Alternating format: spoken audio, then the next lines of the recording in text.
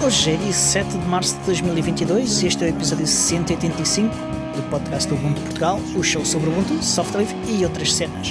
O meu nome é Constantino e comigo hoje não tenho nenhum dos meus anfitriões do costume. Hoje tenho um Pitágoras. Olá, Pitágoras. E aí? Ok, para quem não está a ver isto, e os nossos patronos podem ver, o Tiago. Quem não está a ver não tem juízo. Exatamente. O Quem Tiago não está a hoje ver não tem juízo. decidiu que se chama Pitágoras. E já agora, obrigado aos novos patronos, porque esta semana tivemos patronos novos. Muito obrigado. É verídico. E, muito obrigado. E hoje temos um Pitágoras.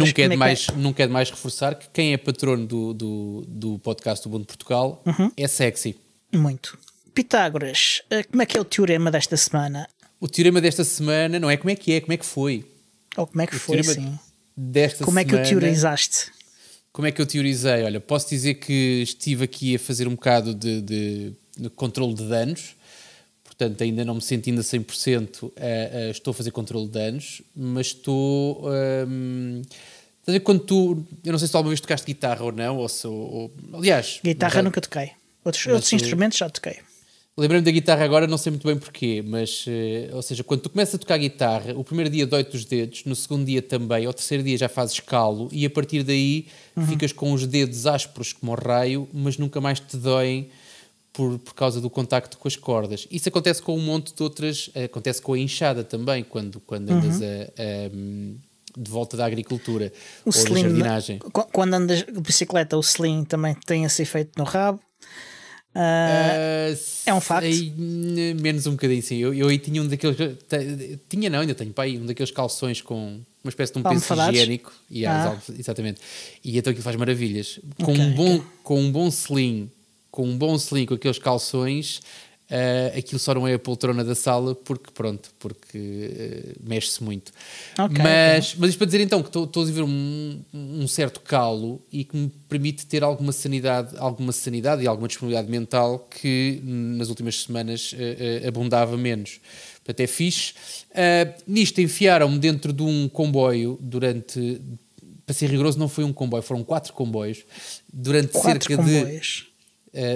Um é quase nada, um foi só ali de Campanhã até São Bento, é só uma estaçãozinha de nada, mas pronto, mas conta-se. Sim.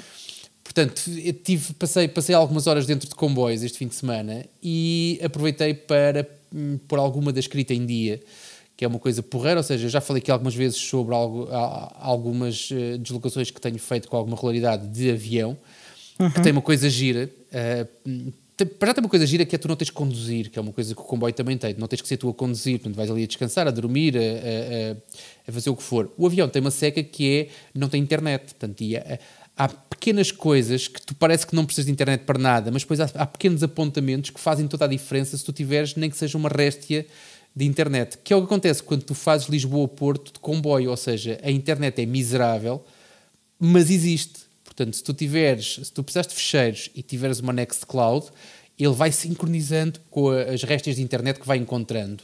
E se precisares de enviar umas mensagens aqui ou ali, ou receber algumas mensagens aqui ou ali, também o Telegram é ótimo nisso, que tu escreves a mensagem, esperas e depois ele, quando tiver internet, logo negocia a saída ou a entrada de mensagens. E foi um bocado isso que aconteceu, ou seja, um dos projetos que eu tinha na gaveta há muito tempo, e já tinha falado aqui sobre isso, que era uma fórmula para tu poderes ter numa caixa a gestão de várias redes WireGuard com um painel web para ser fácil de gestão. Imagina que tu queres fazer, tens o teu servidor WireGuard, eu tenho o meu servidor WireGuard e nós queremos misturar uma coisa com a outra.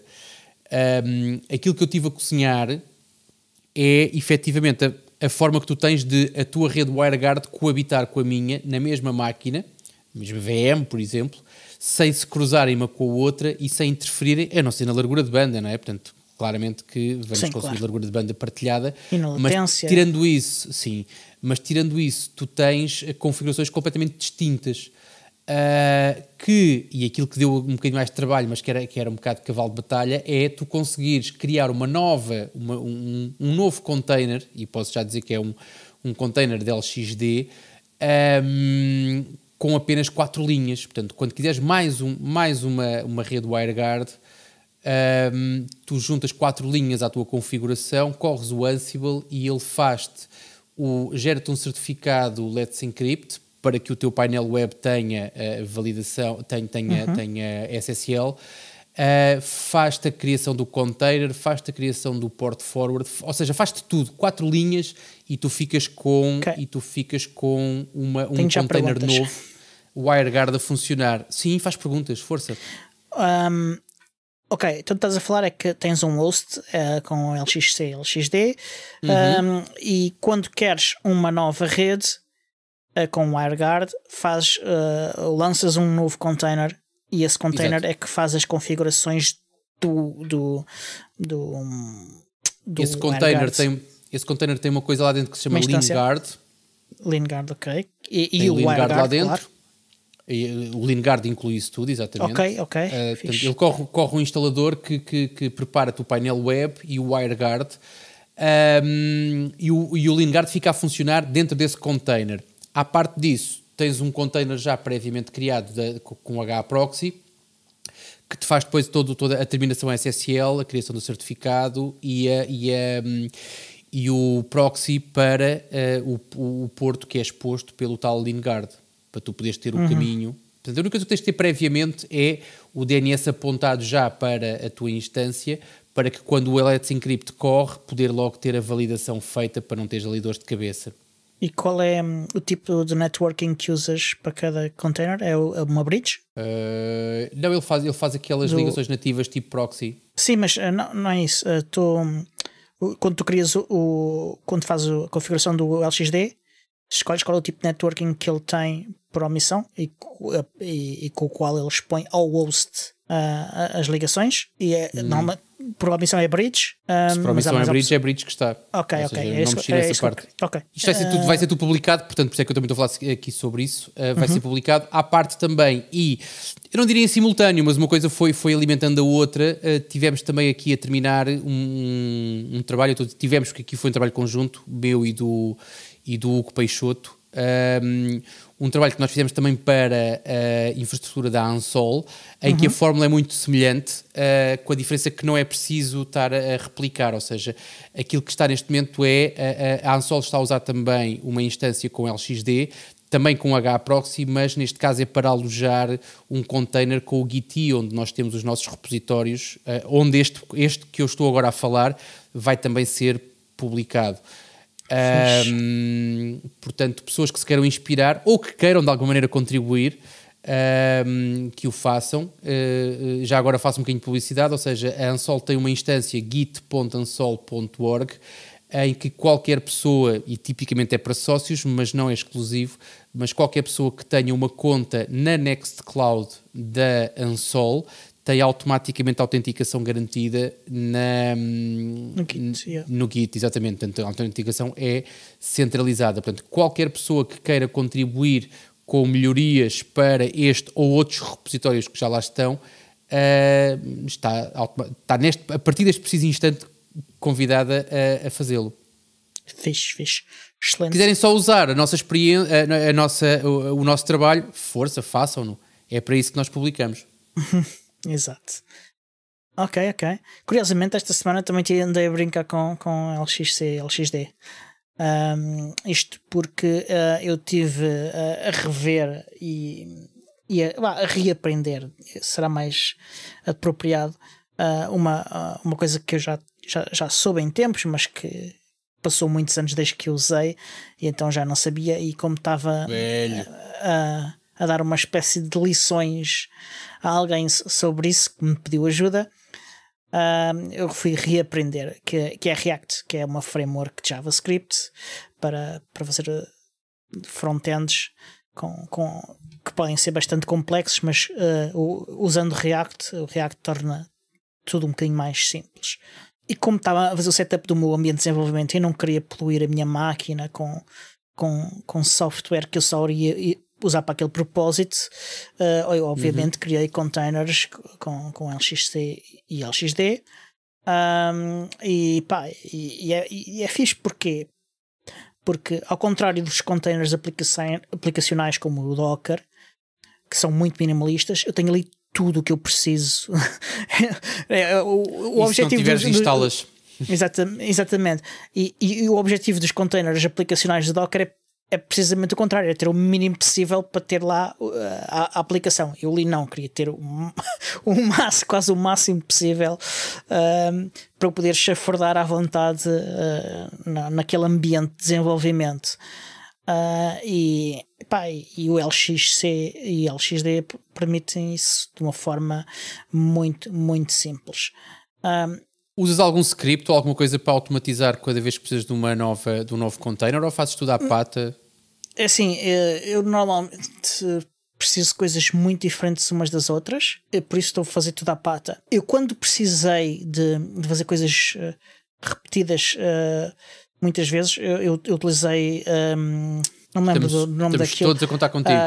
Força nisso. É que tu passas como um YAML para o LXD. Não. É uma linguagem que descreve as configurações e que é suportada por vários Ansible hipervisores. É suportada pelos hipervisores e pelas tecnologias de virtualização. Eu não lembro o nome daquilo. Falamos aqui sobre isso, sim, mas sim. Já. Cloudinit. Ok. Porque faz as configurações logo nativamente no sistema operativo de uma forma muito simples e normalmente tem tudo o que eu costumo precisar. Neste caso, aqui em casa é tudo tão diferente umas coisas das outras que eu não preciso sequer fazer isso. Parte sempre a partir da base do Ubuntu e se dizer que depois não tens a vantagem de tu fazer isso mesmo que faças só uma vez é que ficas com autodocumentação. Quando tu usas qualquer coisa para levantar uma máquina e fazes um script qualquer, mesmo que tu só uses uma vez, olhando para ele sabes o que é que lá está dentro. Enquanto quando fazes manualmente, depois se precisares de replicar, nem que seja uma parte ou um bloco. Sim. Acontece que eu faço que normalmente quando lanço estes containers faço sempre coisas que eu já sei e faço automaticamente sem precisar disso. E quando não sei, normalmente estou a seguir um documento qualquer de outra pessoa. Portanto já está documentado. Lá está, seguias o teu documento e melhoravas a cada vez que passavas por ele. Até agora ainda nunca quando eu precisar de melhorar o documento de outros, hei de pensar numa solução para isso. Mas até agora estou simplesmente a seguir documentos de outros ou a fazer coisas que eu faço no meu dia-a-dia normalmente e não precisam disso. E o LXC é excelente para isto e adoro o LXC para isto. Com a vantagem que já há algumas versões, há uma coisa muito fixe que permitem fazer uma coisa que vai no sentido oposto. Normalmente eu crio os containers para isolar as coisas dos containers uns dos outros e do host, mas às vezes é preciso trocar ficheiros ou fazer coisas interativamente entre o container e o host. Há já algumas versões que foi adicionada ao LXC e ao Ubuntu uma coisa que é o ShiftFS, que permite com que os IDs dos utilizadores e dos grupos fiquem alinhados entre os sistemas operativos host e do guest, porque normalmente ele traduz aquilo e se não configurarem os containers ou os shares que adicionam aos containers para utilizar o ShiftFS, vão ver que ele aparece lá no guest os shares como pertencendo ao user e ao grupo nobody. Mas estás a lembrar como é que se chama aquela forma que tu tinhas de criar consistência na rede com utilizadores, o antigo Yellow Pages, como é que ele se chama? Yellow Pages mesmo. Depois aquilo evoluiu para outro nome, mas sim. Mas agora fizeste-me lembrar o conceito é muito semelhante. O NIS, exatamente. O NIS, yeah. É mais espécie. Ou menos. Na aplicação é uma espécie, mas a parte de trás não tem nada a ver. Não, eu diria que neste resultado em particular é sim, na forma como faz e o nicho permite muito mais coisas. Claro que sim. Mas sim, bem pensado isso, porque curiosamente eu tive até há pouco o cliente que eu estive antes utilizava bastante nicho. Nós tínhamos utilizadores num LDAP e depois era o nicho que propagava isso pelas máquinas todas e que nos garantia as shares todas corretinhas, consistência, as ohms todas lá nos sítios certinhos e isso tudo. E era isso mesmo. Pá, e isto foi a minha semana. Pronto. Não sei se tens alguma coisa mais, mas a minha semana só deu por isto porque tive que resolver situações pessoais e não. Claro. Tenho mais uma coisa para acrescentar. Falámos aqui na semana passada falaste tu sobre qualquer podcast que tinhas ouvido em que falava sobre dispositivos Zigbee ou uma integração com o Home Assistant. Z-Wave, sim, também. Com a integração com o Home Assistant, sim. Não é também, é exatamente Z-Wave. Portanto, aquilo que deixou de... ou aquilo que vai ser descontinuado, acho que ainda não é, mas vai ser descontinuado. Eu depois estive a ouvi mais tarde, estava no meu backlog, e então achei curioso, por 2 ou 3 dias a seguir, ouvi exatamente aquilo que tu deves ter ouvido para falar sobre isso. Fiquei descansado porque a integração, e acho que não é integração, acho que tem que ver com um conjunto de dispositivos, se não me engano, mas é tudo Z-Wave, portanto o que vai ser descontinuado. Eu fiquei descansadíssimo porque disse, ótimo. Inteligente ou sortudo, o gajo que me fez pender para Zigbee e não para Z-Wave, porque existe um bocado, isto é um bocado como o Benfica e o Sporting, há malta que não sabe muito bem porquê, mas opta por um ou pelo outro. Eu não sei porquê nem porque não, acho que tropecei no Zigbee e fiquei, e no outro dia estava a olhar porque a minha integração permite-me ver a totalidade, aliás qualquer integração do Home Assistant permite fazer totais, e estava a entrar e a configurar qualquer coisa no meu Zigbee e vi que já tenho 24 dispositivos Zigbee neste momento na minha rede. E vou ter muitos mais brevemente, quer dizer, depende se as cadeias de abastecimento e as cadeias se não vão ter agora nenhum tipo de problemas, mas o meu objetivo é facilmente chegar aos 40, 50 dispositivos com aquilo que eu ainda tenho para terminar, vamos chamar-lhe assim. Ok. Pronto, vamos passar às notícias? Bora lá, vamos para as notícias. Ok, então vamos para as notícias.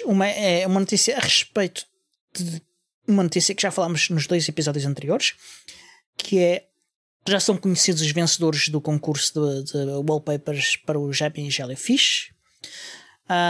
Eu estive a vê-los, são os 10 vencedores são espetaculares, dos 10. Gosto em particular dos 2 primeiros, do 6º, 7º e do 8º. A maior parte são fotografias, ou acho eu que são fotografias, algumas, se não são fotografias, são gráficos muito bem gerados de paisagens. Há 2 ou 3 que são abstratos e há um que tem o rato do XFCE ao estilo dos backgrounds mais recentes, dos wallpapers mais recentes do Ubuntu, com ali meio estilizado, e o animal e o background. Podem ir ver isto, deixei um link para o blog do Ubuntu, onde podem ir ver e ver se gostam de algum. Se não, podem esperar também pela release e ir lá escolher e usar. Não sei se já viste algum, ou se já viste. Não, eu tenho 2 coisas para dizer. Uma é uma farpa, mas vou deixar para o fim deste comentário.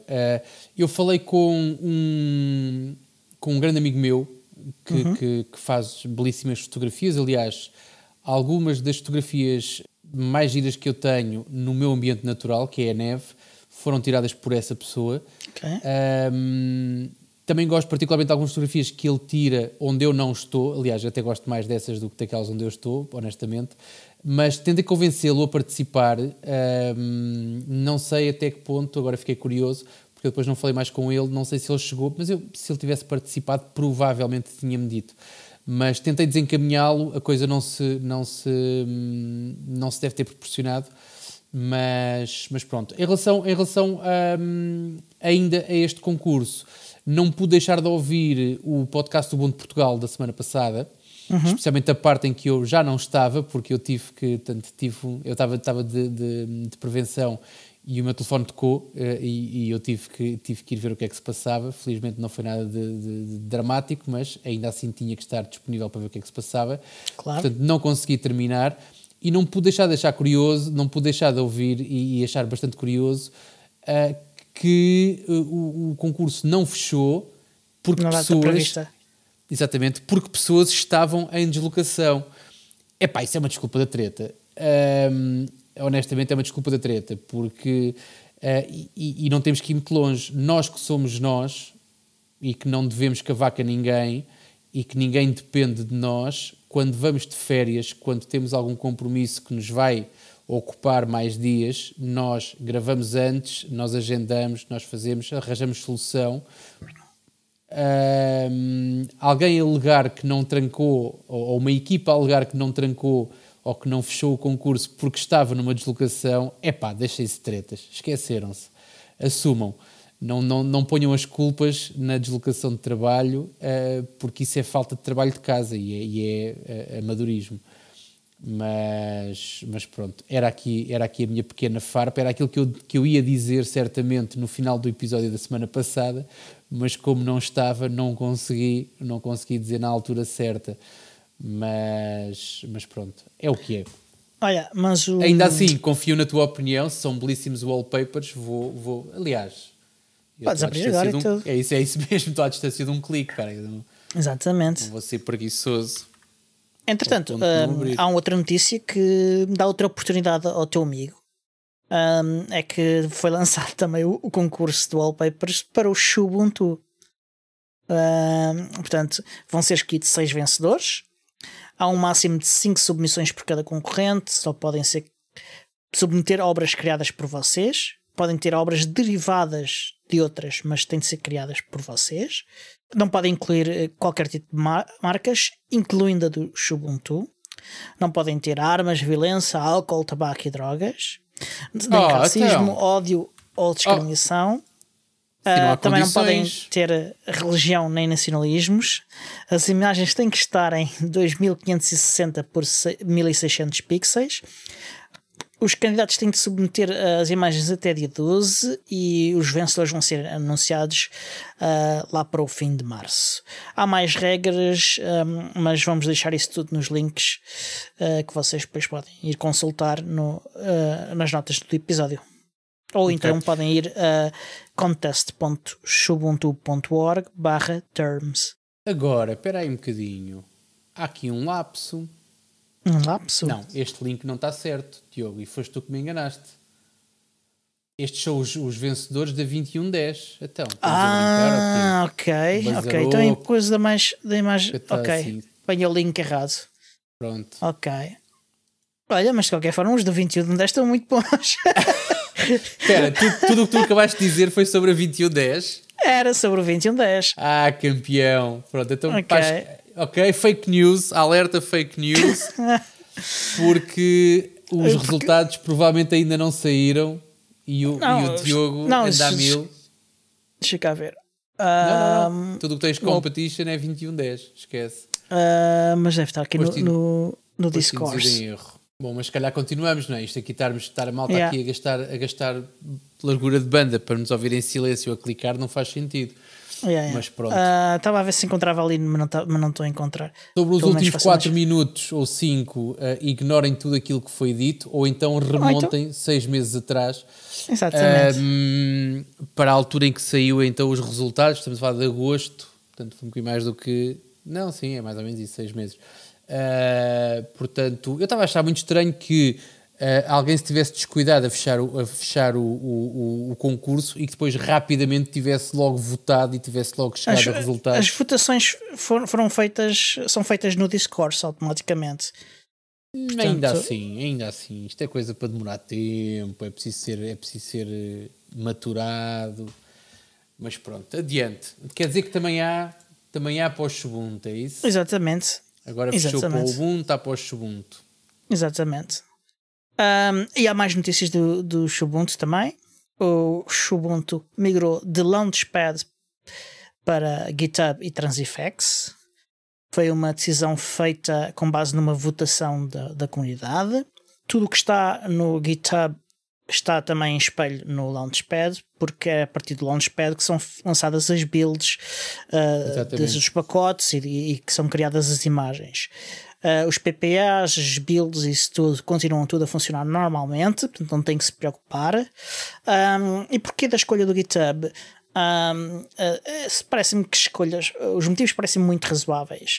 Para já há um número maior de potenciais colaboradores no GitHub do que no Launchpad e deve ser com uma sorte grande a aproximação. E há uma menor barreira à entrada, há muito mais conhecimento na sociedade sobre o GitHub do que sobre o Launchpad, além de o Launchpad já ser um bocadinho velho e não tão amigável como o GitHub, garantidamente. Também até o aqui Ubuntu, estamos de acordo, no Transifex é que a gente vai conversar. Já vamos ver. O Ubuntu e muitos dos flavors também já migraram para o GitHub.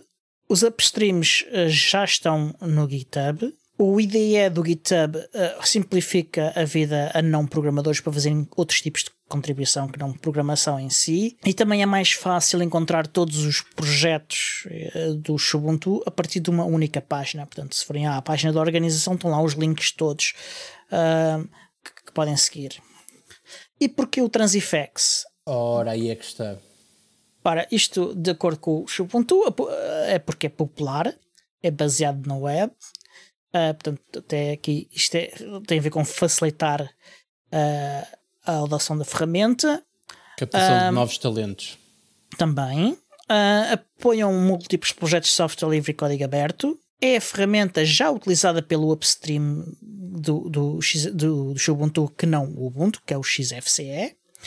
E a integração com o GitHub entre o GitHub e o Transifex é facilitada porque eles sincronizam automaticamente um com o outro. Okay. Não sei se tens algum comentário, já estavas aí curioso sobre o Transifex. Eu não sei se tu já... há uma pergunta que eu acho que vais responder que sim, a outra não sei. Tu certamente já fizeste traduções com o Launchpad. Já. No Launchpad. E já fizeste traduções com o Transifex? Também. Qual é ou seja, qual é a tua apreciação da experiência de tradução com o Transifex? Já foi há algum tempo e já não me lembro bem de como é que foi. Portanto, não sei. Tive dificuldade. Recentemente ia criar outra conta e tive dificuldades em criar a minha conta. Portanto, não sei. Eu não ia tão longe, eu acho que um gajo como tu devia conseguir criar a conta facilmente, mas tudo bem, eu não estou sequer a falar de criar a conta. Agora... Não, mas eu falei, não, da minha parte o procedimento funcionava, mas depois estava um erro. Estava a acontecer um problema com o Transifex naquele dia e... Aquilo que eu sinto e de facto o Launchpad não é uma plataforma perfeita, mas é uma plataforma extremamente simples. É uma plataforma que tu apresentas, lá está, a qualquer pessoa sem qualquer nível de mestria técnica, e qualquer pessoa consegue pegar numa string que está em inglês, numa frase que está em inglês, e traduzi-la para a sua língua nativa. Depois há os problemas da consistência pode haver. Agora, é uma coisa que em termos de utilização, em termos de alguém que queira traduzir no Launchpad, desde que ele não dê timeout, que é a chatice do Launchpad, é a parte técnica do Launchpad que é miserável, mas em termos de utilização, quando não tinhas timeouts, é uma coisa que funciona.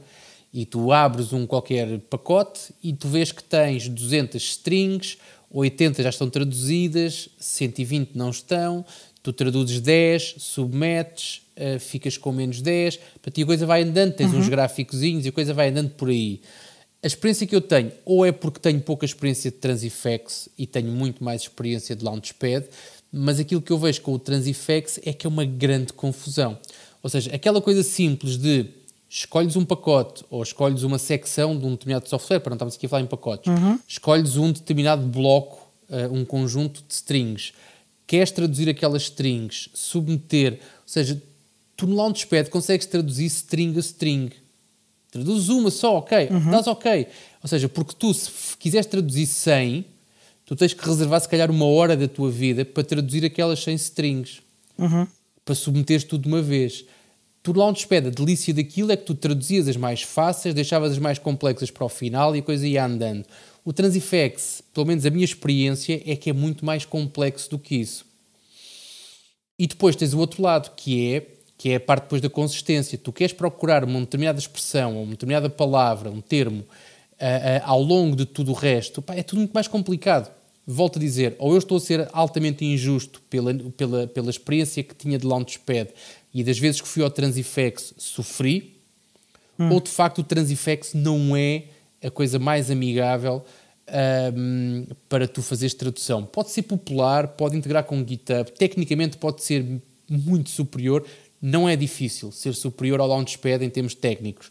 Agora, em termos de experiência do utilizador, ou seja, tu pegares em pessoas que, sendo com alto nível técnico ou com um baixo nível técnico, e a tradução tu não precisas, é uma coisa que nós usamos muitas vezes como bandeira, queres contribuir para o Ubuntu, tens 2 formas simples de o fazer sem seres nenhum engenheiro nuclear. É 1, reportar bugs, 2, tradução. É tipicamente estas bandeiras.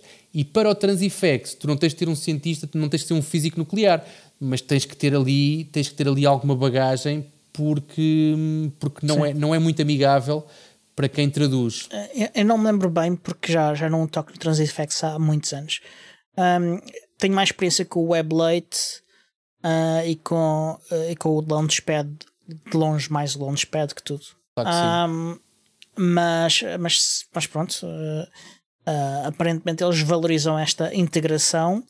E de resto, só reavaliando de novo o Transifex, e se calhar é uma boa oportunidade para contribuir para o Ubuntu e para depois trazer de novo uma opinião nova sobre refrescada sobre o Transifex. Deixa-me aproveitar o gancho também, porque um apelo que foi feito esta semana e que também usa o Transifex para traduzir é sobre traduções do Nextcloud.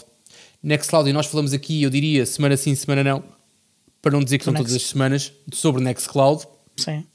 E não somos os únicos, nós não somos os malucos do Nextcloud, portanto o Nextcloud está nas bocas de muita gente, está nos computadores e no dia-a-dia de muito mais gente, portanto há muitas pessoas que usam o Nextcloud que nem sequer sonham o que é aquilo, chamam-lhe a Cláudia, a nuvem, o whatever, a partilha, o que quiserem, e estão a usar Nextcloud. Agora, para a quantidade de utilizadores e de instâncias de Nextcloud que existem espalhadas pelo mundo, e o apelo vai nesse sentido, as traduções do Nextcloud deveriam estar muito melhores do que estão. Portanto, e foi feito então o apelo à comunidade para que consigam dar algum do seu tempo para as traduções do Nextcloud. Dando outro exemplo, eu tenho a minha conta Transifex está associada ao projeto Nextcloud como... Tenho um título qualquer lá. Agora, aquilo é tão... Para mim é tão... os anticorpos são tantos com a plataforma que eu quero muito, muito ajudar o Nextcloud, mas depois acabo por ficar desencorajado. Quando tento perder algum tempo ou investir algum tempo a fazer algumas traduções para Nextcloud, acabo por desencorajar. Por este ou por aquele motivo, acabo por deixar novamente para segundo plano. Digo isto com alguma tristeza, é verdade, com algum embaraço também, mas é o que é.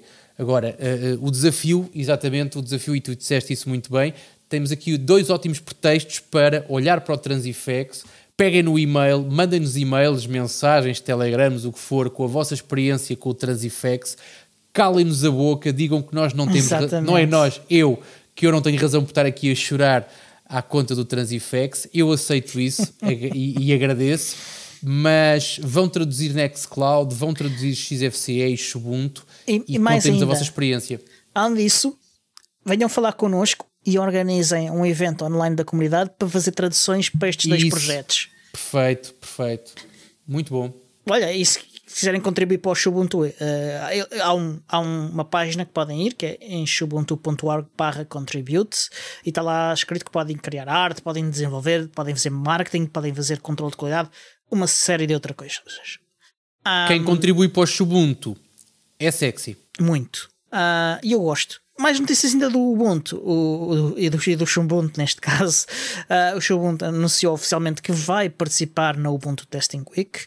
A equipa do Xubuntu é que tem estado por trás da maior parte da organização deste evento, que vai decorrer agora entre 1 e 7 de Abril. Portanto, se quiserem saber mais sobre isto, nós vamos deixar aí uma série de links, inclusive guias e tudo isso no site do Xubuntu e no wiki do Xubuntu.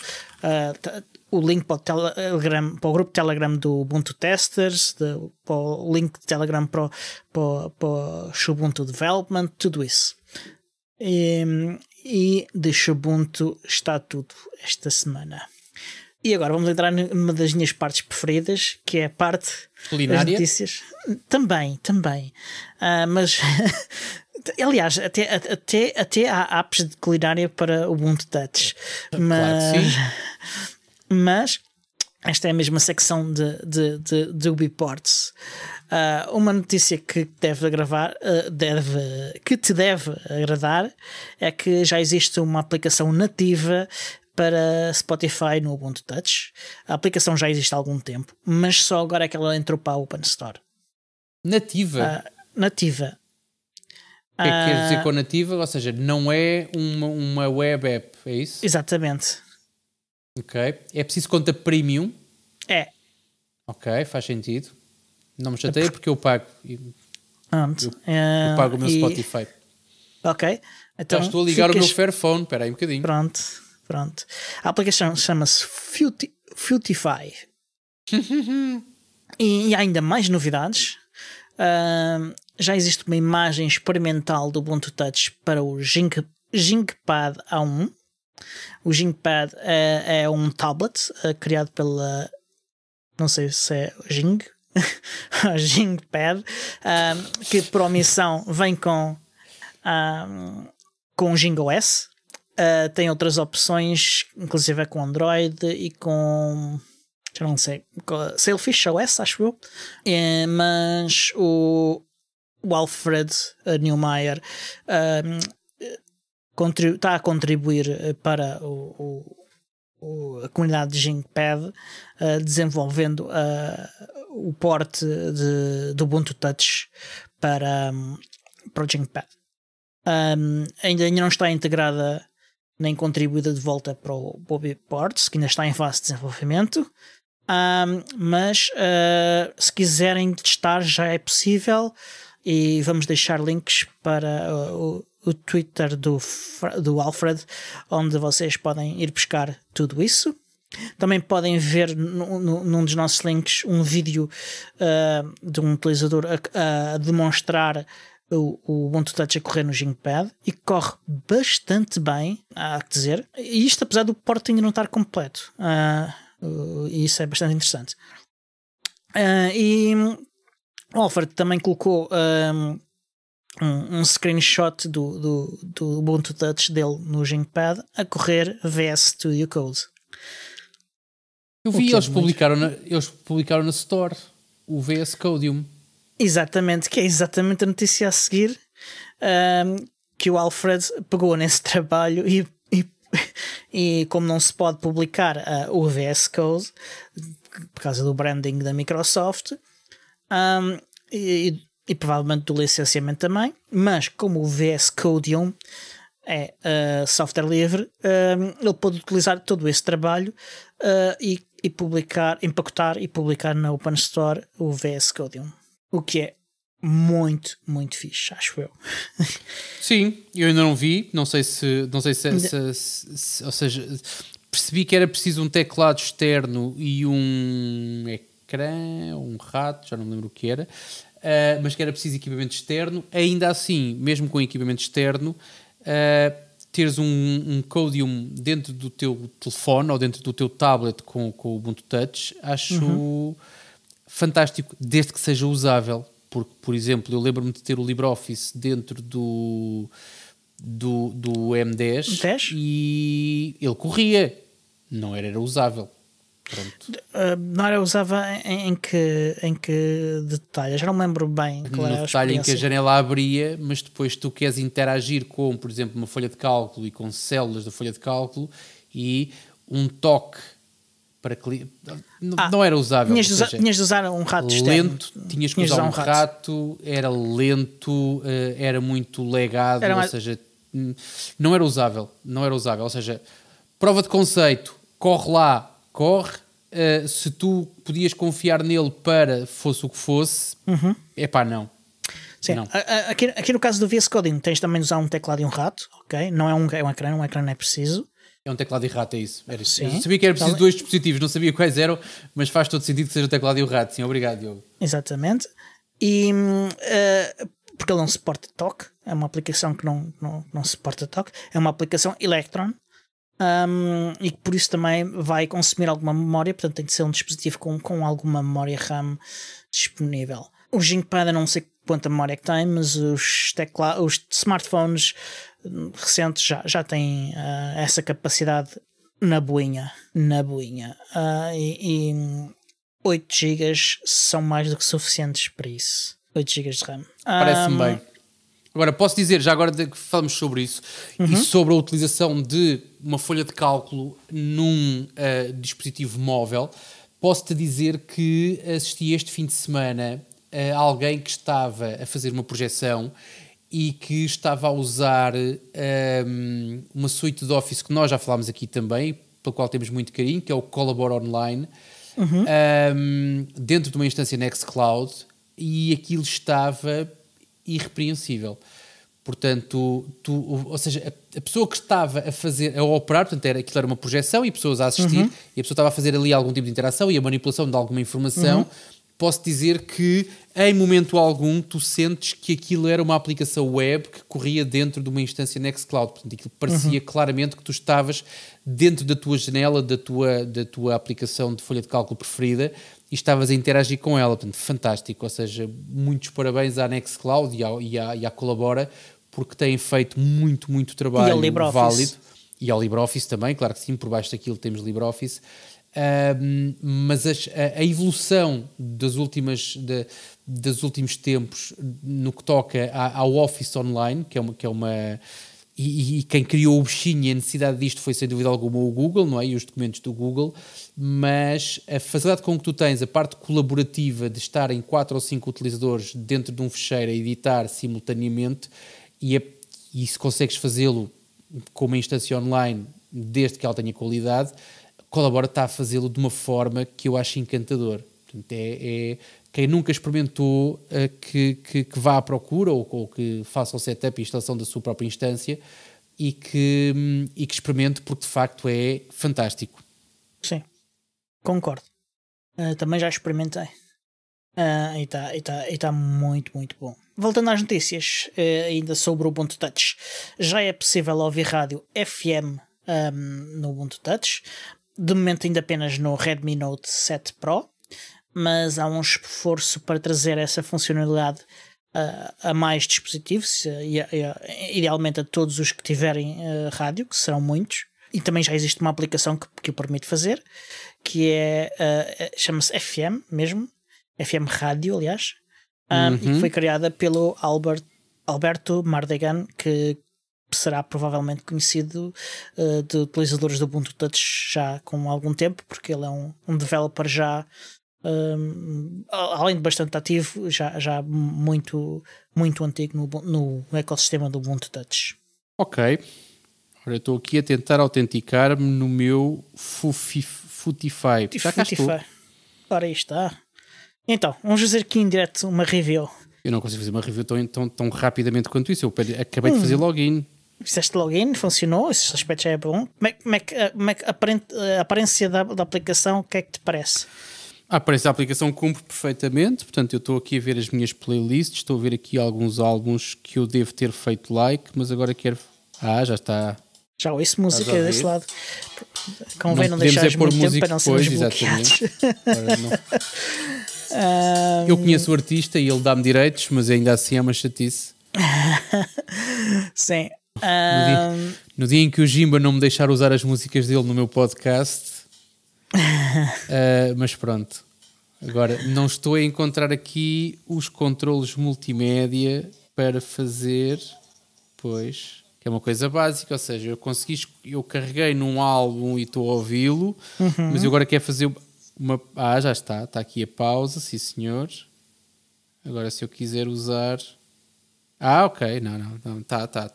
Está muito à onda de Ubuntu Touch, sem dúvida. Portanto, tu escolhes um álbum, ele começa a tocar, empurras de baixo e tens aqui a playlist, tens aqui a tua fila de reprodução e pronto, e andas para a frente e para trás. Não, parece-me bem. Estou só aqui a ver se encontro uma parte que me interessa, que é a parte dos podcasts, que eu acho que não está, e acho que deve ser alguma limitação da API, porque já havia uma aplicação. Portanto, eu uso Spotify no meu computador com uma aplicação Electron, acho que do próprio Spotify.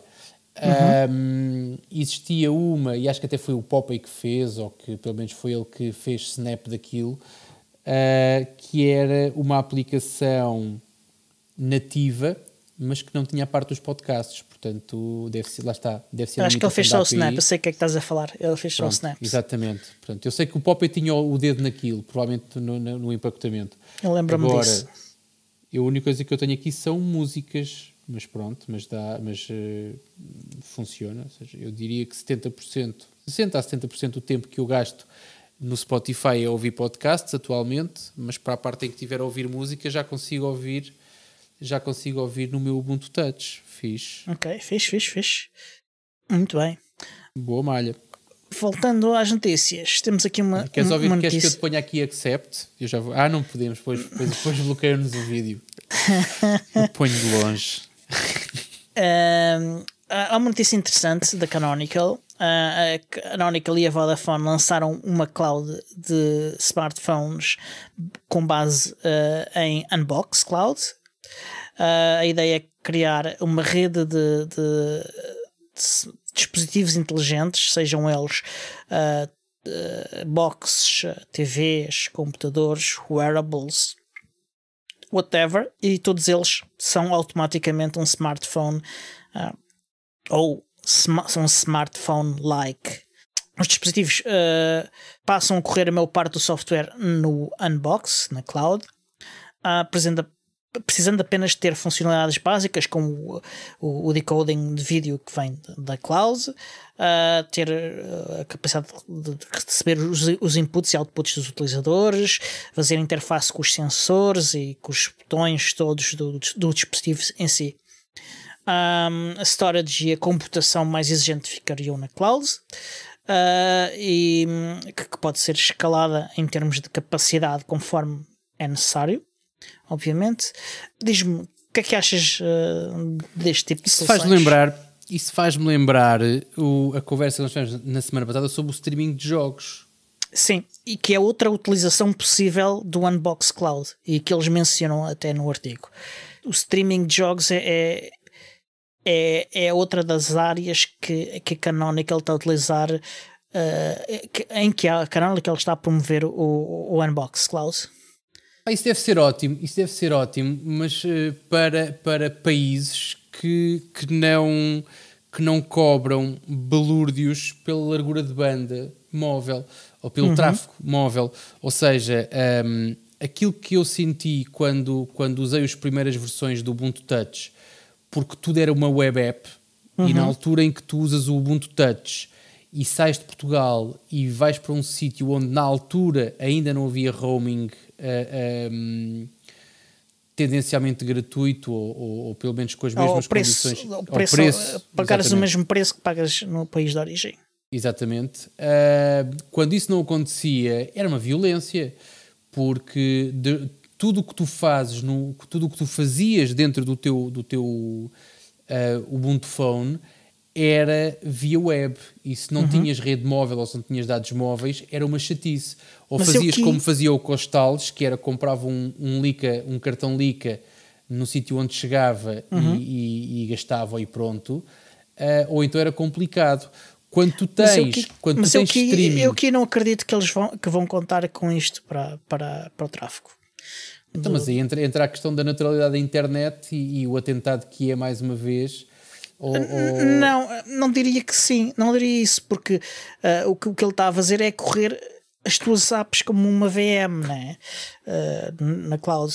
Não é tanto. Não é na uma cloud, questão. portanto, os teus inputs e outputs têm que ir e vir, as apps que tu, ir e e aí vir. podes pôr as apps todas que tu quiseres, em teoria, não é? Sim, mas poderás a ter essa. uma experiência a questão aqui é, curada. tu tens primeiro um custo, certamente, que é o custo do armazenamento das tuas aplicações na cloud. Essa é uma que pode ser cobrada ou não. Depois tens um segundo custo que é do tráfego, ou seja, o teu streaming in-out tem que ser contabilizado. Não acho.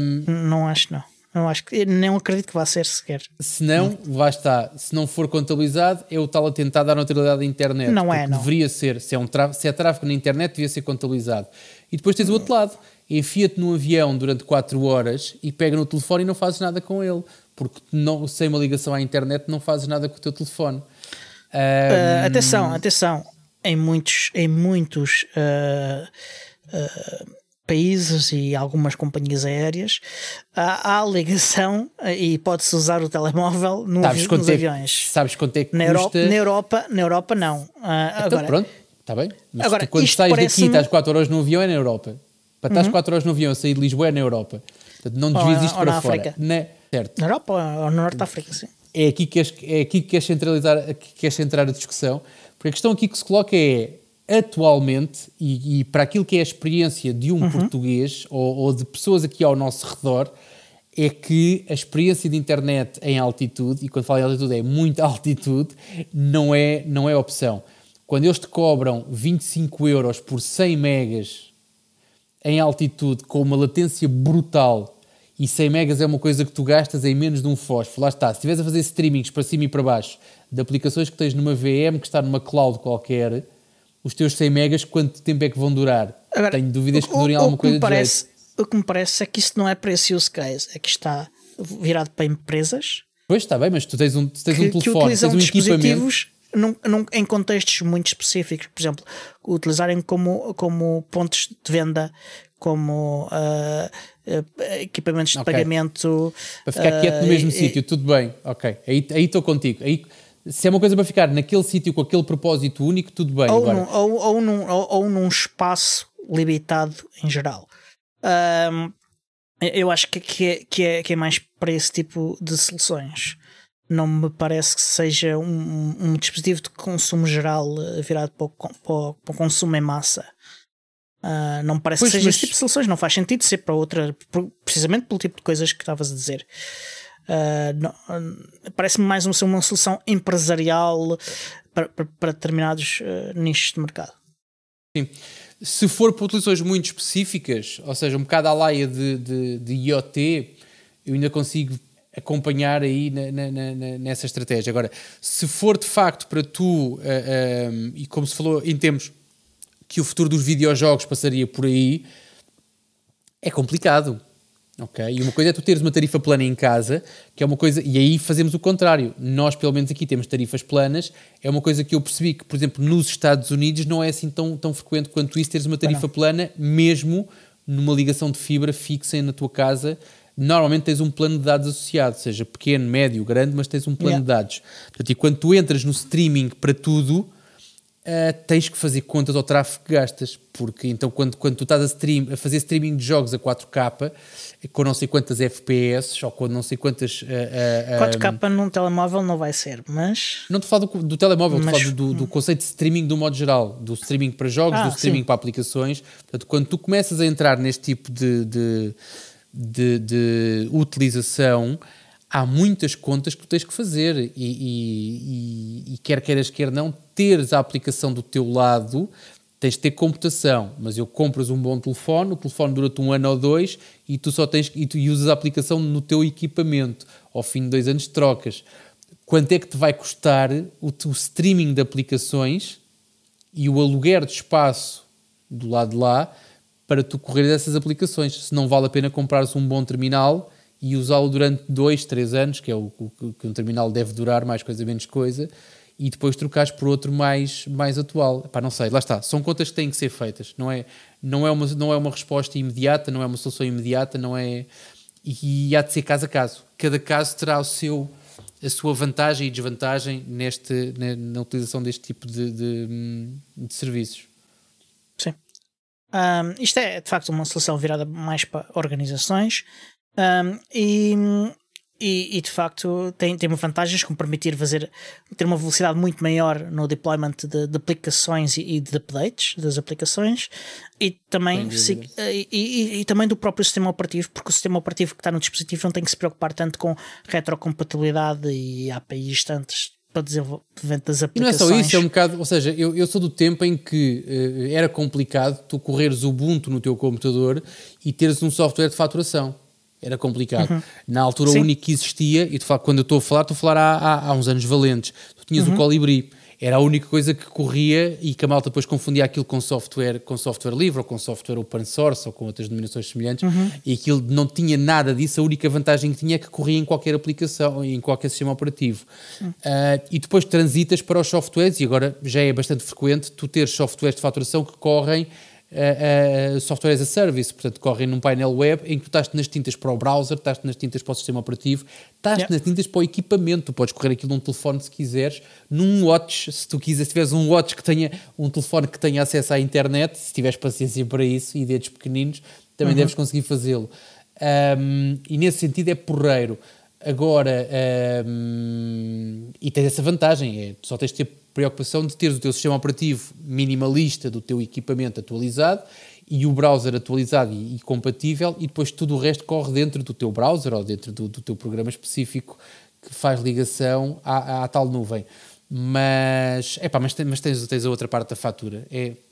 Não sei se estou a ser um velho do Restelo ou não, mas há aqui várias questões que me suscitam dúvidas. Eu acho que isto aqui, várias das respostas às questões que tu estás a colocar, se colocam perante uma oferta mais concreta e com informação mais concreta da solução e a quem ela se destina. Talvez. Acho que é mais isso. Estamos a chegar ao fim, não é? Estamos a chegar ao fim deste episódio. Quero agradecer aos nossos novos patronos, aos patronos anteriores. E àqueles que se vão tornar patronos esta semana. Exatamente. Desde já bem-aja. Então resta dizer que este show é produzido por mim, Diogo Constantino, pelo Tiago Carrondo e também pelo Miguel.